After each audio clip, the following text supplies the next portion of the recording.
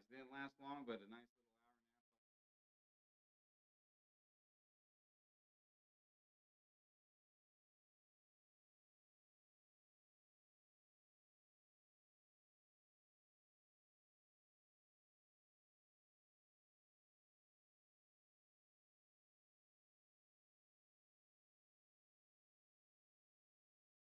In your life, and you could think there is a psalm for that.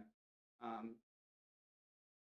I want you to imagine you're planning a grand event. It could be a wedding, maybe a dinner party or a banquet or something like that. And you're going through and you're compiling a guest list. Now, you want people who will not only add to the atmosphere that you're going to be, creating, but you also want the values and the standards that you hold dear to your heart. We look at Psalm chapter 15, it's like God's guest list for those who desire to dwell in his presence. Basically, it's the shepherd's perspective of his sheep. When you go to Psalm 23, it's the other way around. It's the sheep's perspective of the great shepherd. And so we're going to be looking at that perspective of what he wants from his sheep. But we also look at Psalm 15, and it's a kind of person that God wants to walk closely with him. The characteristics of a true sheep. An old shepherd once said, "I know my sheep by how they act. They are not all perfect, but the ones that are mine have a certain way about them. They stay near to me. They listen to my voice, and they follow where I lead them." Psalm 15 is a portrait of such sheep, those who belong to the good shepherd. And you think about it, it's not about perfection, but about genuine faith and genuine integrity, that character that God expects. Hearts aligned with God. So let's look what is written by, the Psalm is written by David. And so let's look what David states according to what God expects of the characteristics of God's sheep. Well, first of all, one who lives godly. David is going to ask two questions here, and he uses a synonymous parallelism. So basically, when he asks that question, the answer is going to be the same. So he says, "Oh Lord, who may dwell in your tent?" And then he asks the second question, "Who may live on your holy hill?" So in other words, he's saying, what type of person do you allow into the fellowship of your house?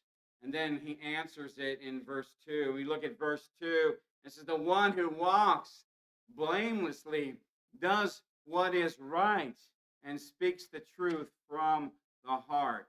So first of all, we see those who walk in integrity of the heart.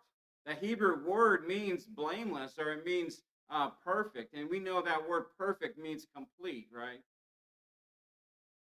There's only one way to be blameless. There's only one way to be perfect or complete. It is living entirely in accord with truth and fact. In Titus chapter 2, in verse 11 and 12, states this: "For the grace of God has appeared, bringing salvation to all people, instructing us to deny ungodliness and worldly desires, and to live sensibly, righteously, and godly manner in the present age." So the true sheep of the shepherd are blameless in their life, in their walk with God. For us, are in our walk with Christ.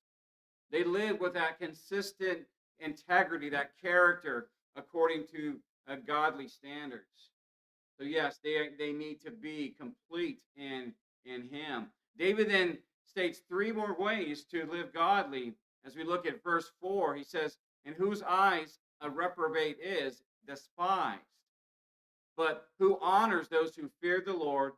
He swears to his own hurt and does not change." So here he's talking about who despises, or he despises, he honors, and he swears.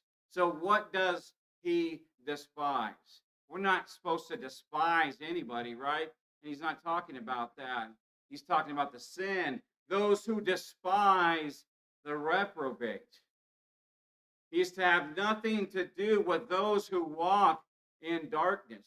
Psalm chapter 1, we see that. In Ephesians chapter 5 and verse 11, Paul states, do not participate in the useless deeds of darkness, but instead even expose them. We are to expose them, Paul. What about just letting them be? Just let them alone. He's not saying that here, is he? He's not saying mind your own business. He's also not saying to go around and try to say, you're doing wrong or you're doing, and point your finger. But we are, when we see it, we are to expose sin, aren't we? We are to stand against ungodliness. And if we don't, that's a problem. It's a big problem. What does the righteous man honor? Well, he says those who fear the Lord, those who are in fellowship with God are to be honored. Those who walk in the counsel of the godly, Psalm chapter 1. What does the righteous man swear? He swears to his own hurt and does not change. His word is as solid as oak, as good as his signature on that contract. When first time a home buyer is so excited of buying that house, that signature is as good as it gets. That's how he's to be. Even if it means at his own personal sacrifice here, he is to keep his word. That is integrity. That is character. Are we striving to live blamelessly in God's sight? When we look at ourselves and we think about how we act out there and how we act in our workplace, wherever we may go, are our words and our actions aligning with God and being faithful followers of Christ? The sheep that belong to the good shepherd are those who not only talk the talk, but those who walk the walk. We are sheep of the good shepherd, John chapter 10. Second, the second characteristic God has for a sheep has to do with our relationships. So number 2 is their speech and their actions are for the good of themselves and also for the good of others. Look at verse 3. They do not use their tongues to harm others. How many people use their tongues as a weapon? I know James 3 talks about that.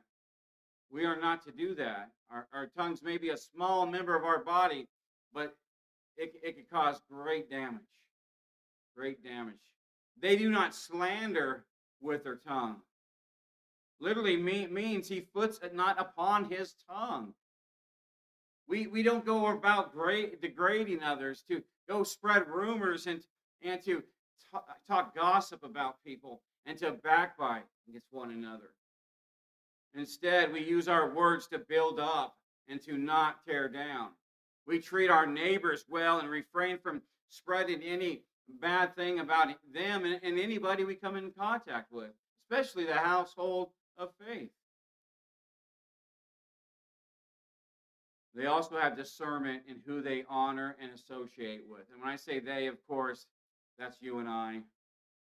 That's who he's talking to also. Valuing each other, respecting one another. And we do that, we do to God. We shun those who live in wickedness. And of course, that doesn't mean we just never associate with them. We never sit and have coffee with them. That's a different story. Because how would we ever reach anybody if we didn't do those things? But people who are going to be wicked in our lives, they're going to bring us down, who do not care about who we are, then we are to separate ourselves from those people. In ancient shepherding, a good shepherd would separate the sheep from the goats, right?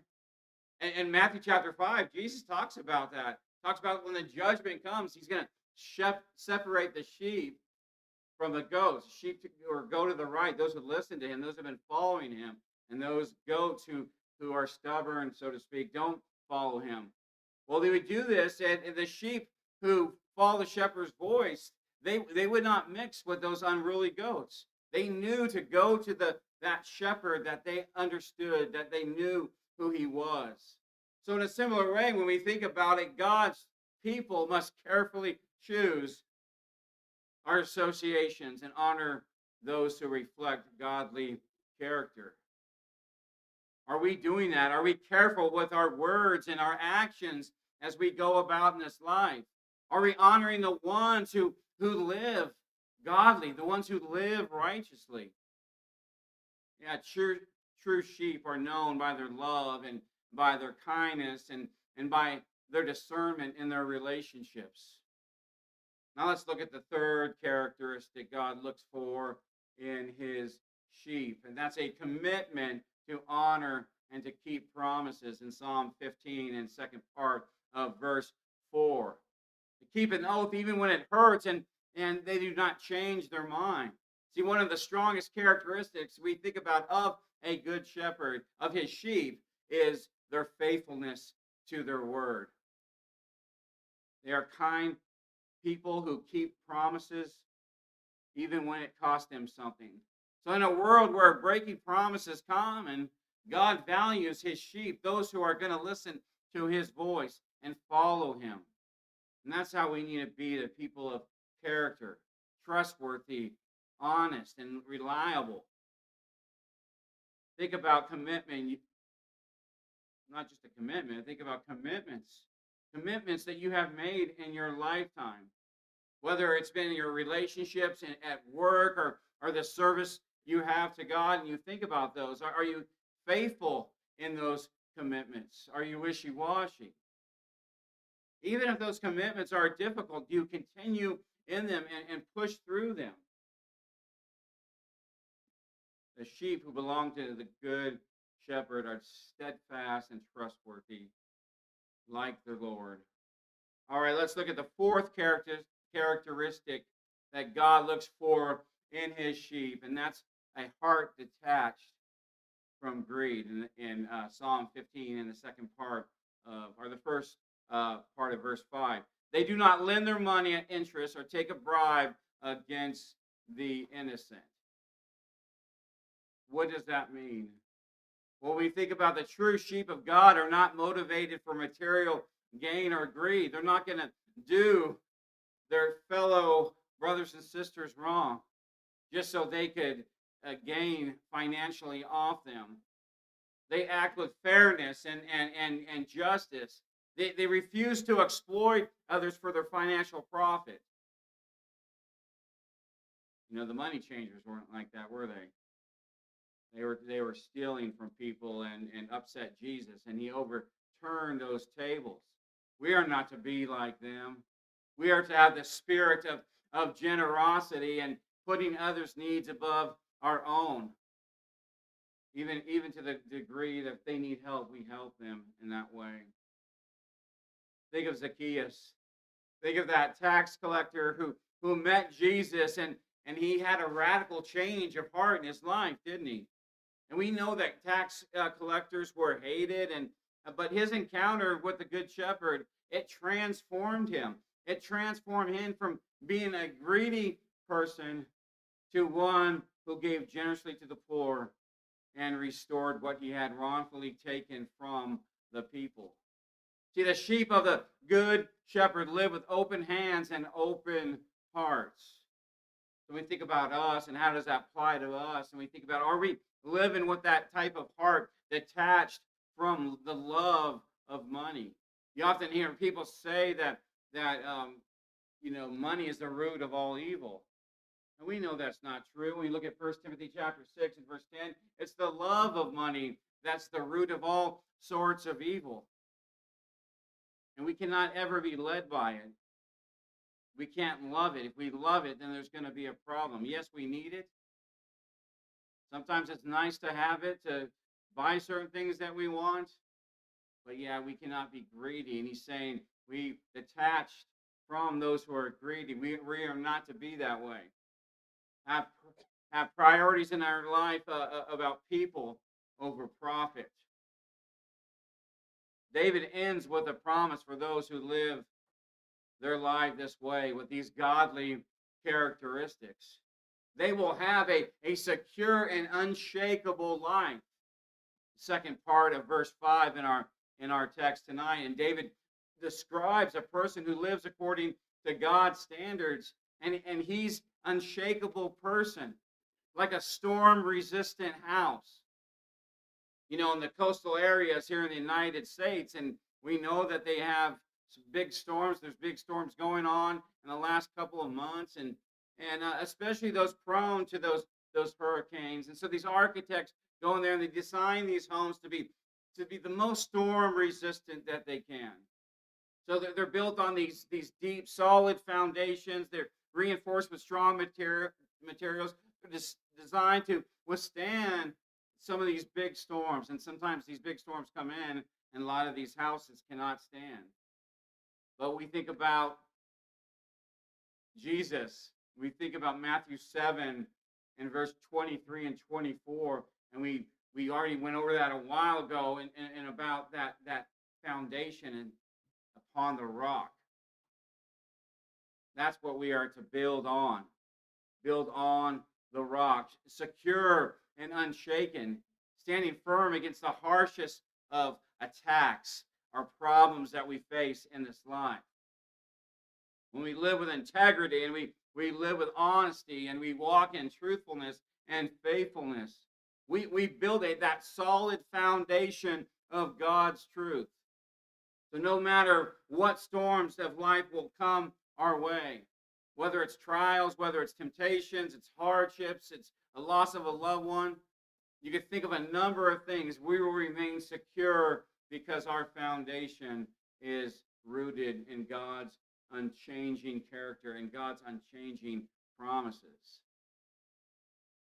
So just as the house endures because of its strong foundation, so our life is built upon that obedience to God, that we know that we have him with us. We know we're going to stand firm with him because we know that God is the one that gives us the strength that we need.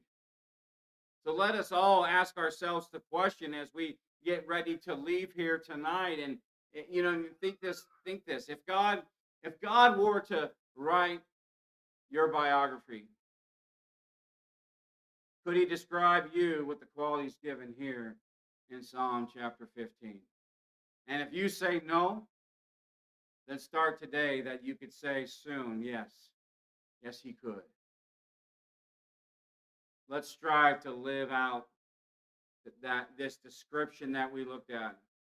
Knowing by God's grace, we talked a little bit about God's grace this morning and that guidance he has, that we could count on him. We could count on the great shepherd of us, his sheep. Do you want an unshakable life? It begins by aligning your heart with the good shepherd, with Jesus. Walking in that love and that integrity and that faithfulness and being a generous person. Because when we live as a shepherd sheep, we're going to find that stability. Psalm 15 is not a list of, when we look at that and we read it, it's not a list of these impossible standards that we cannot attain as his sheep.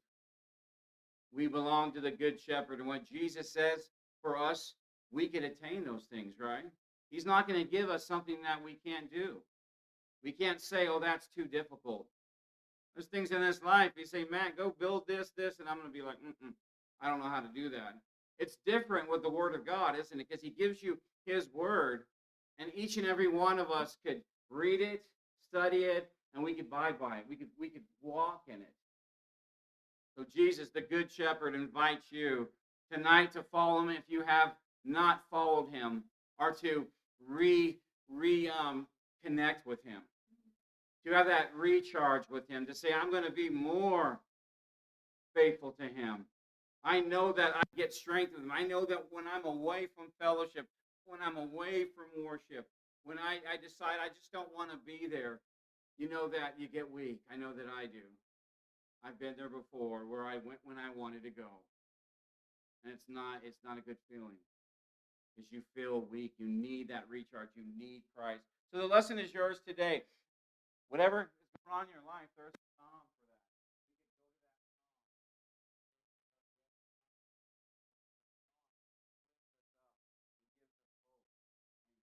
go to that psalm. The lesson is yours. If you need to respond to the invitation tonight, do not sit in your seat. Come forth as we stand and sing.